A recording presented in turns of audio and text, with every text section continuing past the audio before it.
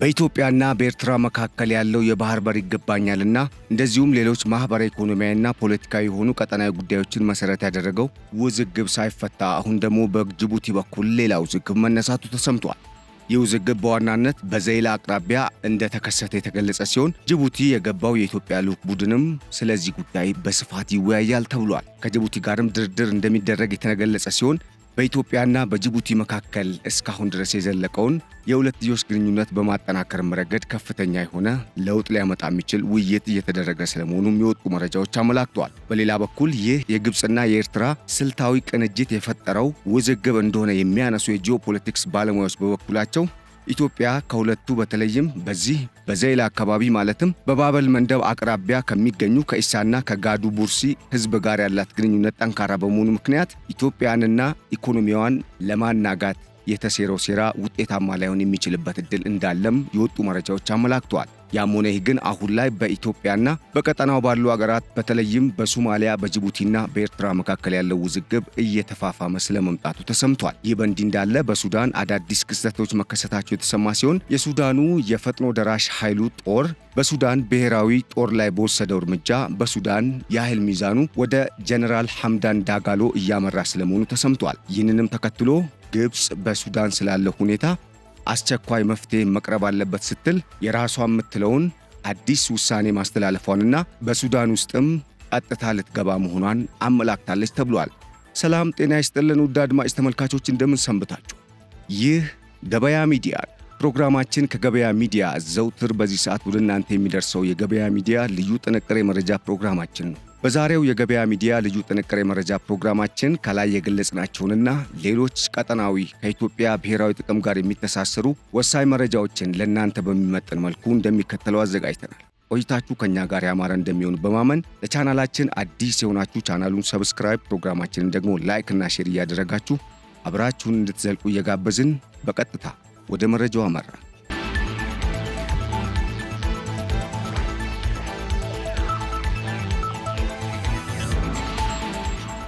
የቀይ ባህር አጠቃላይ ጂኦፖለቲካዊ ጉዳዮች ማንቂያ ደውል ነው የተባለውና በባበል መንደብ ምዕራባዊ ዳርቻ ማለትም በጅቡቲና በአዲስቷ ሶማሌላንድ መካከል ባለው ድንበር አካባቢ የተከሰተው ግጭት የኢትዮጵያን ወጪ ገቢ ንግድ ከማወኩም በላይ አጠቃላይ ኢትዮጵያ በቀይ ባህርና በሰሜናዊ የህንድ ውቅያኖስ ዳርቻ የምታደርጋቸውን ዓለም አቀፋዊ ቀጠናዊና አህጉራዊ የንግድና አጠቃላይ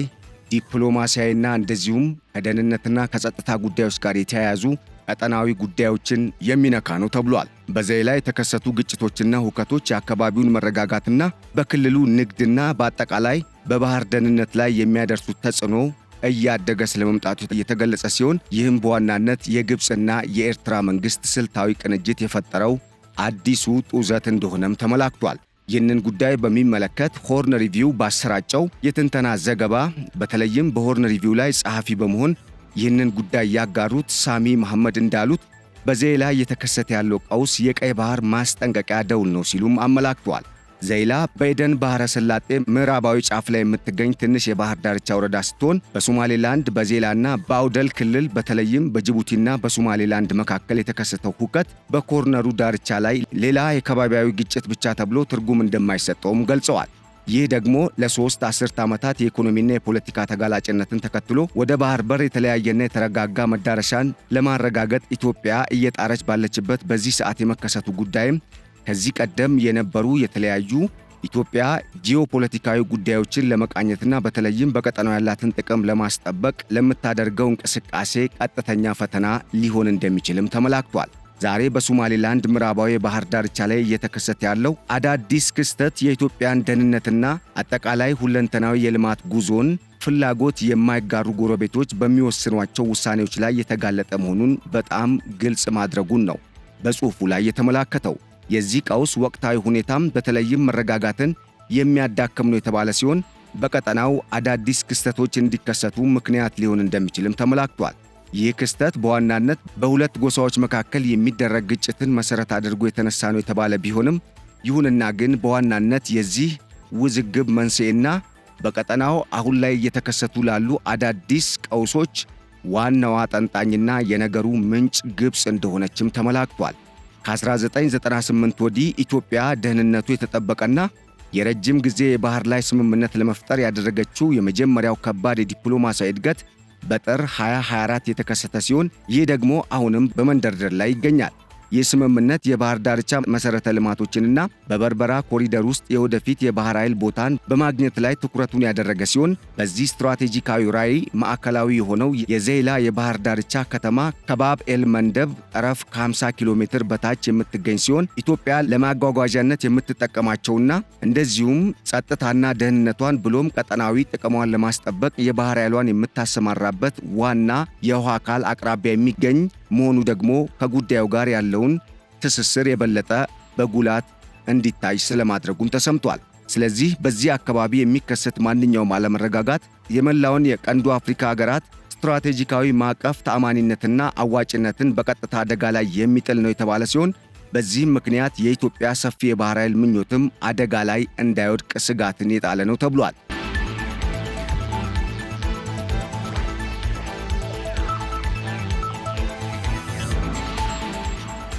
የሽግግሩ መነሻ ከኢሳ ሽማግሌዎች ጋር በተያያዘ በተካሄደው ባህላዊ ሥነ ሥርዓት ዙሪያ ውጥረቱ የጨመረ ቢሆንም በፍጥነት በኢሳና በጋዳ ቡርሲ ማኅበረሰቦች መካከል የክልል ይገባኛል ጥያቄዎችን፣ የማንነት ፖለቲካና ቅሬታዎችን የመቀየር እውነተኛ ወይም የተገነዘቡ ፍርሃቶች ላይ ያጠነጠነ ነውም ተብሏል። በቅርስ በዓል ላይ በተነሳ ግጭት የተጀመረው ነገር በገሃድ ወደ ጎዳና ግጭት ያመራ መሆኑ የተገለጸ ሲሆን መጨረሻም ላይ በጅቡቲና በሶማሌላንድ መካከል ባለ ድንበር ላይ ወደ ሚሊሻ እንቅስቃሴና ግጭት መቀየሩን ተገልጿል። የውጭ አካላት ሁኔታውን ለግል ጥቅማቸው እየተጠቀሙበት ነው የሚል ክስም የተላለፈ ሲሆን ለኢትዮጵያ የክልሏን ተለዋዋጭነት ዝርዝሮች ከጠቅላላው ቀጠናዊ ውጤት ጋር ያነሰ አድርጋ እንዳትመለከተውም አድርጓል ተብሏል። አዲስ ስትራቴጂካዊ ኮሪደር ያስፈልጋል በሚል የኢትዮጵያ መንግሥት በቀጠናው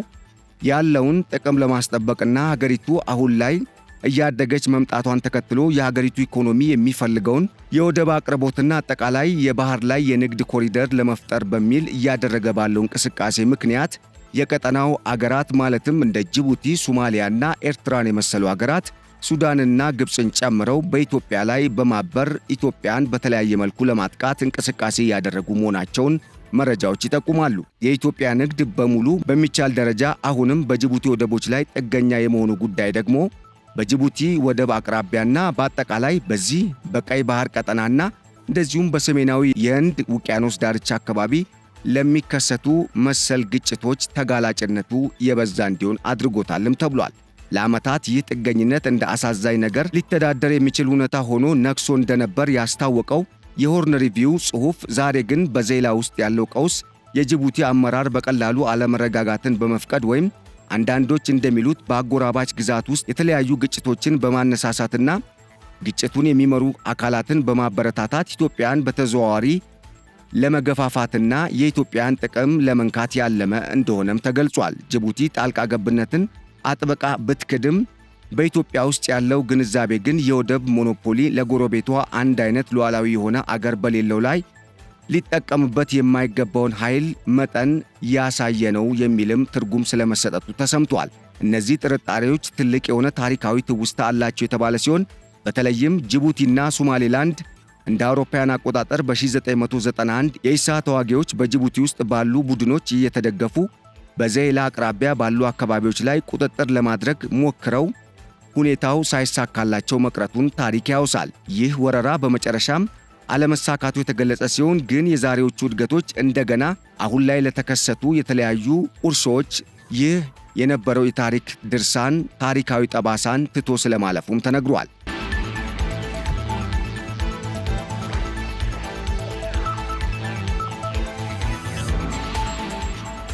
ምንም እንኳን እንደ አውሮፓውያን አቆጣጠር በ2025 ሁኔታው የተለየ ቢሆንም በክልሉ በተለይም በምስራቅ አፍሪካና በቀይ ባህር ብሎም በህንድ ውቅያኖስ ሰሜናዊ ዳርቻ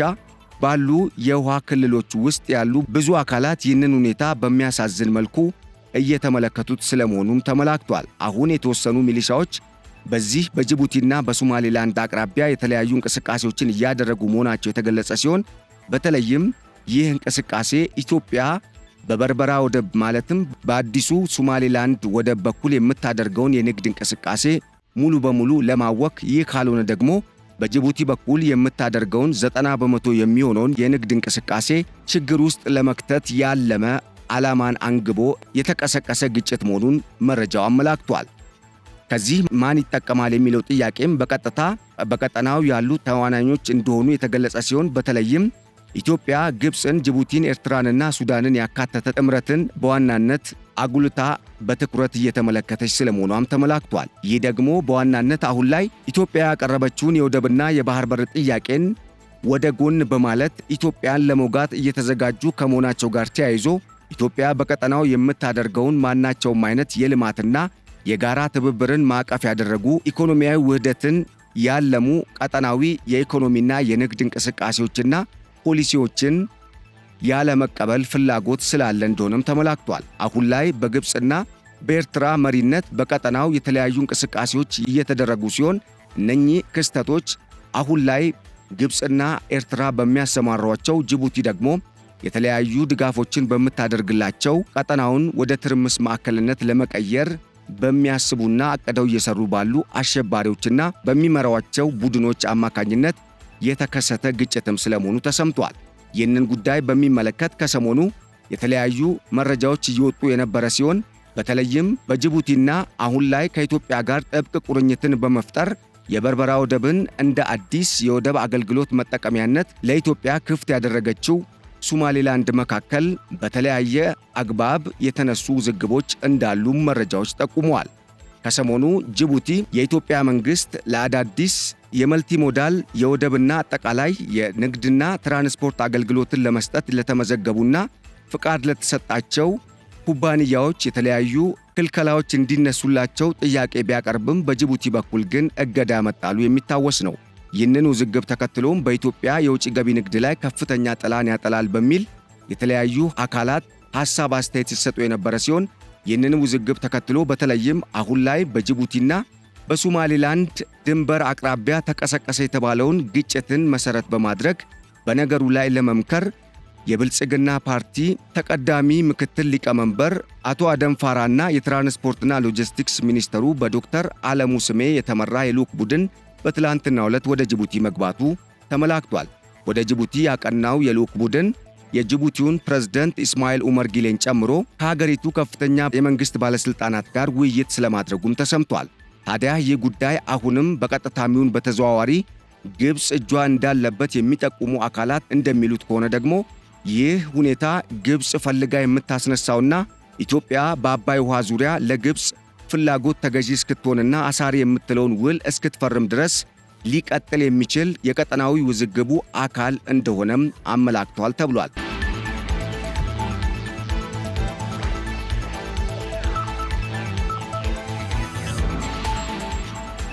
ታዲያ ይህንን ውዝግብ ከጅቡቲ መንግስት ጋር ብቻ በመፍታት መፍትሄ ሊቀመጥለት ይችላል የሚል ግምት ወይም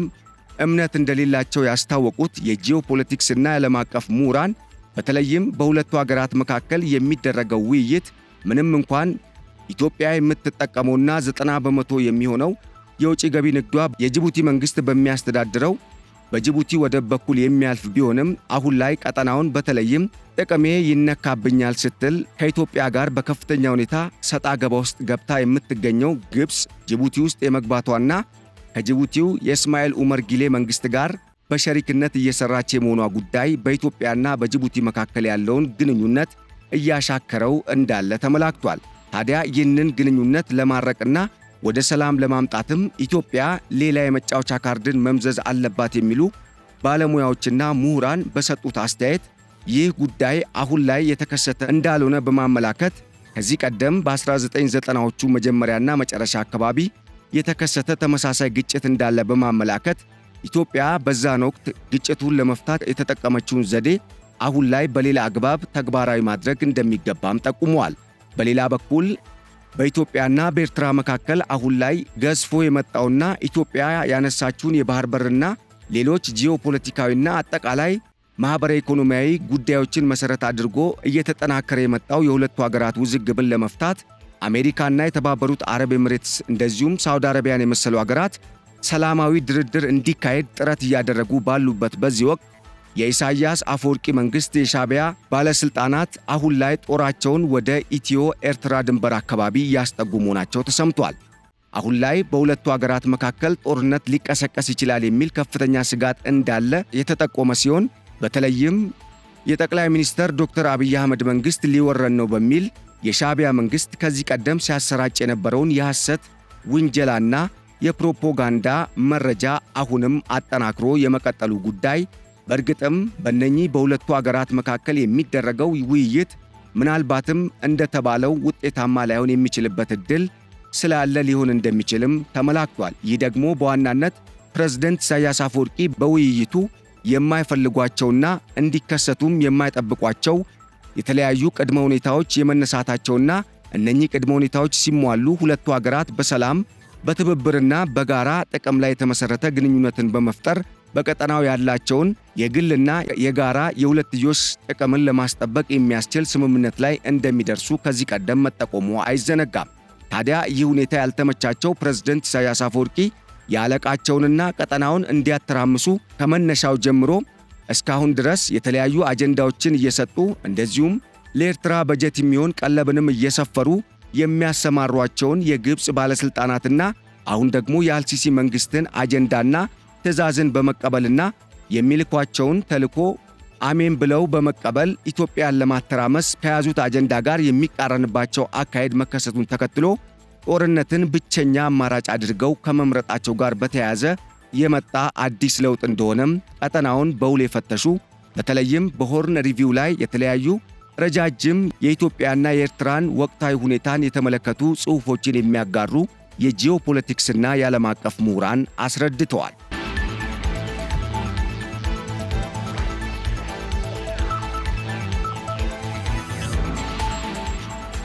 በሌላ በኩል በሱዳን አሁን ላይ የተለያዩ እንቅስቃሴዎች መጠናከራቸው የተሰማ ሲሆን ከሰሞኑ ኤልፋሸርን ከያዘ በኋላ የተለያዩ በርካታ ጥቃቶችን እየፈጸመና በአልቡርሃን ጦር ላይ ከፍተኛ ወታደራዊ ድልን እየተቀዳጀ የሚገኘው የሱዳን ፈጥኖ ደራሽ ኃይሉ ወይም በጀነራል ሙሐመድ ሐምደን ዳጋሎ ሄሚቲ የሚመራው የአርኤስኤፍ ጦር ከትላንት በስቲያ በፈጸመው ጥቃት የሱዳን ዋና የኃይል ማከማቻና የመሠረተ ልማት ማንቀሳቀሻ ቋት በሆነው የኃይል ማመንጫ ላይ በወሰደው ጥቃት የደረሰውን ውድመትና በአጠቃላይ ከዚህ ቀደም በተለይም በዚህ ሳምንት ይህ ኃይል በወሰደው በተለያዩ አካባቢዎች በሚገኙ የአልቡርሃን ጦር ላይ በወሰደው እርምጃ የአልቡርሃን ጦር ከፍተኛ የሆነ ወታደራዊ ኪሳራ የደረሰበትና ዲፕሎማሲያዊ ውድቀት ያጋጠመው መሆኑን ተከትሎ የግብፁ ፕሬዝዳንት አብዱል ፈታህ አልሲሲ በጠሩት አስቸኳይ ስብሰባ ላይ በተወሰነው ውሳኔ መሠረት ግብፅ ሙሉ ጦሯን ይዛ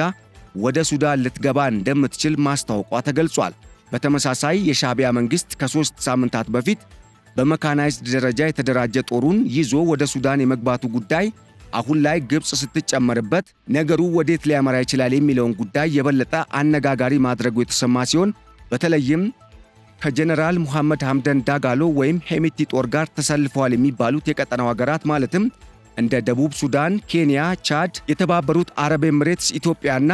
እንደዚሁም ዩጋንዳን የመሳሰሉ ሀገራት በዚህ አሁን ላይ ግብፅ ወሰነች በተባለው አደገኛ ውሳኔ ዙሪያ ሐሳብ አስተያየት ከመስጠትም ባለፈ ተጨባጭ እርምጃ ሊወስዱ የሚችሉበት ዕድል እንዳለም ተመላክቷል። ይህ የሚሆን ከሆነ ደግሞ ቀጠናውን ወደ ለየለት ትርምስ ሊያስገባ የሚችል ትልቅ ክስተት ሊፈጠር እንደሚችል የተገለጸ ሲሆን ይሁንና ግን እስካሁን በግብፅ በኩል ከተሰጠው ጥብቅ ማስጠንቀቂያና ወደ ሱዳን እገባለሁ ከሚለው ማስፈራሪያ በስተቀር በግብፅም ሆነ በኤርትራ በኩል የታየ ሌላ ለውጥ እንደሌለም የወጡ መረጃዎች አመላክተዋል። በሱዳን አሁን ላይ የጀነራል ሙሐመድ ሐምደን ዳጋሎ ጦር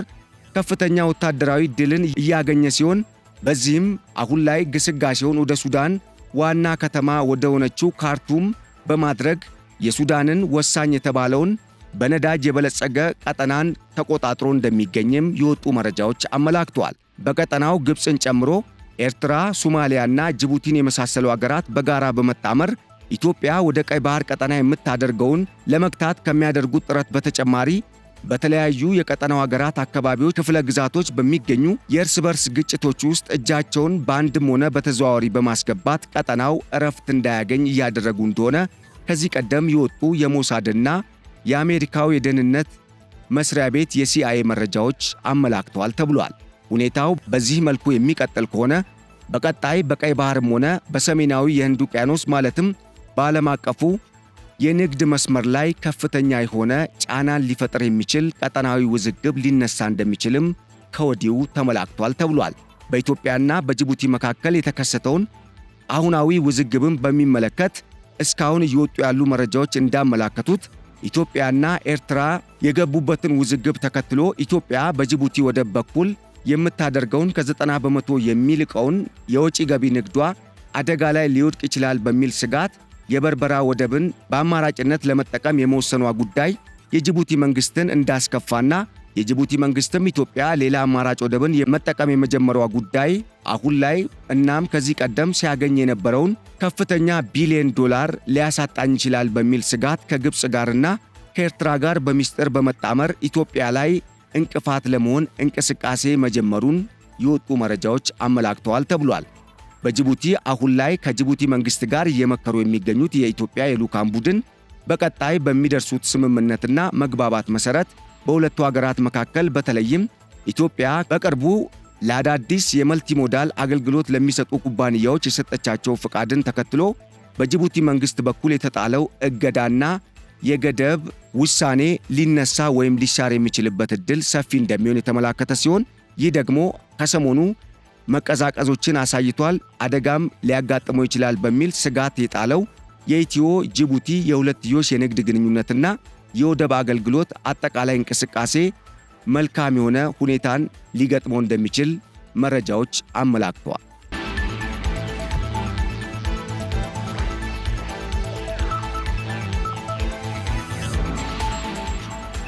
ውድ አድማጭ ተመልካቾቻችን ለዕለቱ ያዘጋጀንላችሁ የገበያ ሚዲያ ልዩ ጥንቅር የመረጃ ፕሮግራማችን እስካሁን የሰማችሁትን ይመስል ነበር። ስላዳመጣችሁንና ስለተከታተላችሁን እንደዚሁም አብራችሁን ስለዘለቃችሁ በእጅጉ በማመስገን በቀጣይ በሌሎች ርዕሰ ጉዳዮች ዳግም እስክንገናኝ ለአሁኑ በዚሁ ተሰናበትን። ቸር ሰንብቱልን። ሰላም።